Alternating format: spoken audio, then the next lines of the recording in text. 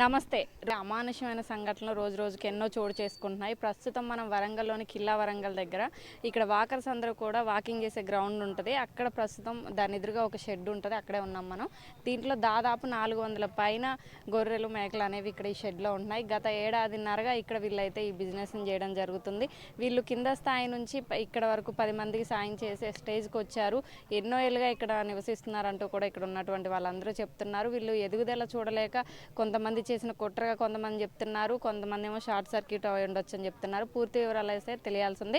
Electrical డిపార్ట్మెంట్కి call చేస్తే వాళ్ళు మాత్రం ఇక్కడ ఎలాంటి కరెంట్ ఉండదు, డమ్మీ లైన్స్ అవన్నీ, ఇది ఎలక్ట్రికల్కి సంబంధించి ఎట్లాంటి సంఘటన కాదు, ఇది కేవలం కుట్రపూరితంగానే జరిగింది, వీళ్ళని కావాలని ఎదిగారని చెప్పేసి వీళ్ళ మీద ఈ అమానుష సంఘటనకు పాల్పడ్డట్టుగా కొంతమంది అయితే చెప్తున్నారు. మొత్తానికి ఏదెట్లా ఉన్నప్పటికీ కూడా ఇక్కడ ఉన్నటువంటి ఇన్ని గొర్రెలు మేకలు ఏవైతే ఉన్నాయో షెడ్లో తాళాలేసి ఉంటాయి. అవి కొంచెం బయటకు వచ్చే పరిస్థితి కూడా లేదు. ఎందుకంటే కింద పైన మొత్తం తాళాలేసి ఉంచుతారు. చుట్టూ కూడా సీసీ కెమెరాలు ఉన్నాయి. అయినప్పటికీ కూడా అవి కూడా కాలిపోవడంతో ఇక్కడ మొత్తానికైతే 400 పైన గొర్రెలు అయితే సజీవ దహనం అయిపోయినాయి అని చెప్పుకోవాలి. ఆ టైంలో అవి ఎంత విలువెల్లాడుంటాయి. ఒక మనిషికి చిన్నగా మనకి వంట చేసేటప్పుడు ఏదైనా కాలినట్టు అనిపించినా ఏదన్నా తగిలినా మనకి తట్టుకోలేని పరిస్థితి. అలాంటిది 400 పైన ఈ మేక పిల్లలు గొర్రె పిల్లలు సజీవ దహనం అవుతుంటే లైవ్లో చూసిన వాళ్ళు కూడా ఏం చేయలేని పరిస్థితి. ఎందుకంటే అటు తాళం వేసింది, అటు కాలిపోతుంది, మొత్తం అంతా కూడా ఇనుము, మొత్తం షెడ్ దాదాపు ఒక అరెకరంలో ఈ షెడ్ ఉంటుంది. ఇలాంటి పరిస్థితుల్లో ఎదురున్న వాళ్ళు కూడా ఏం చేయలేని పరిస్థితి. వాళ్ళు వెంటనే సమాచారం అందుకొని ఇటు ఫైర్ ఇంజిన్ వాళ్ళకి కానివ్వండి, పోలీసు వారికి, ఇక్కడ యజమానులకి చెప్పడం జరిగింది.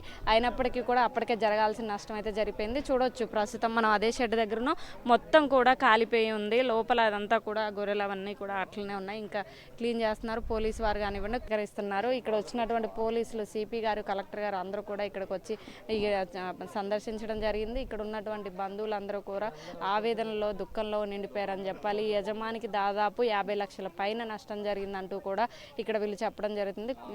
మొత్తం అంతా మనం చూసుకోవచ్చు. అసలు ఈ షెడ్ అయితే ఎక్కడా కూడా ఏమీ మిగలలేదు. మొత్తం అంతా కూడా కాలిపోయింది. అసలు వాళ్ళు నిన్ననే స్టాక్ అనేది తీసుకురావడం జరిగింది. ఒక 2-3 రోజులు కూడా అవ్వట్లేదు. ఈరోజు డెలివరీ ఉండే, కానీ ఇట్లా జరిగిపోయిందంటూ కూడా వీళ్ళందరూ చెప్పడం జరుగుతుంది.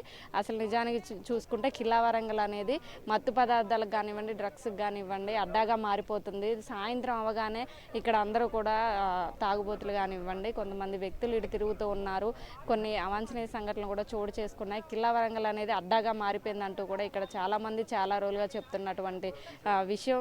గతంలో కూడా చూసాం మనం. ఇక్కడ పెట్రోలింగ్ అనేది కొంచెం పెంచాల్సి ఉంటుంది. ఎందుకంటే ఇదంతా కూడా నిర్మానుషమైన ప్రదేశము.